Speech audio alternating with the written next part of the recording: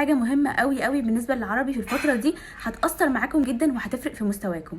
زي ما انتوا عارفين وقلت لكم في فيديو قبل كده ان انا الحمد لله في العربي جايبه 75 من 80. مع والله العظيم دي حقيقه، انا الدرجه اللي انا جايباها دي معتمده على، كنت معتمده طول السنه على مستر ابو القاسم طول السنه، وعلى مجهودي اللي انا ببذله. بس ما كنتش بشوف اي فيديوهات على اليوتيوب، ما كنتش بشوف اي منصه، ما كنتش بشوف اي حاجه لاي مدرس عربي تاني.